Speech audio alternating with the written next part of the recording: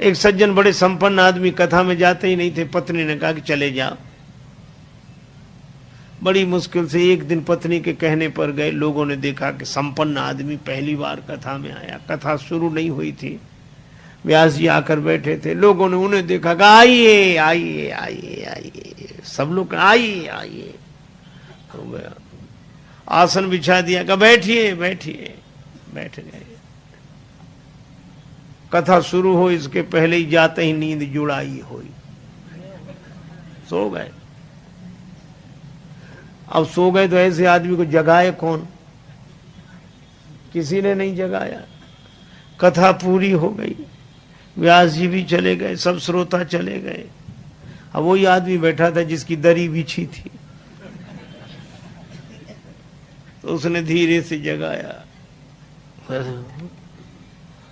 बोले जाइए, कथा हो गई? हाँ हो गई। बड़ा आनंद आया, बहुत आनंद। घर पहुंच गए। पत्नी ने कहा कथा सुनी? हाँ सुनी, पर वहां 3 तो शब्द, आइए बैठिए जाइए, बस। पत्नी ने कहा अभिमानी आदमी है, दोबारा जाएगा नहीं। कहा ये तुम्हारे लिए मंत्र हैं, कल फिर जाना। तो अपने कमरे में जाकर बैठा। नींद नहीं आ रही थी, कथा में सो के आया था, घर में कैसे नींद आवे। बिजली बंद कर दी। अब लेट है, नींद बैठ गया।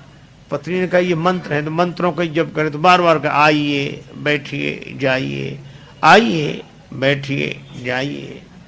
अंधेरा था, घर में घुसा चोर। चोर ने जैसे ही प्रवेश किया, ये बोला आइए। चोर ने कहा किसने देख लिया? तो चोर दबे पांव पीछे खिसकने लगा। तो ये बोला बैठिए।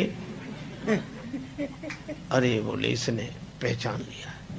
तब तक चोर भागा, और भागा तो ये बोला जाइए। चोर ने समझा पहचान लिया, पकड़वा देगा कल। तो चोर दौड़ा दौड़ा आया, इसी के चरणों में गिर गया।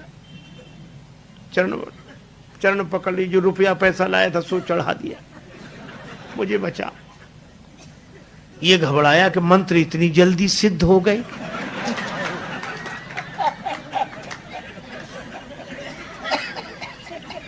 लाइट जलाई, घबराया और देखा एक आदमी हाथ जोड़े खड़ा, रुपया पैसा नहीं। अरे भाई तुम कौन हो? वो कहे आप तो सब जानते हो, हमसे काहे को कहलाते हो, और ले। रुपया पैसा चढ़ा के गया।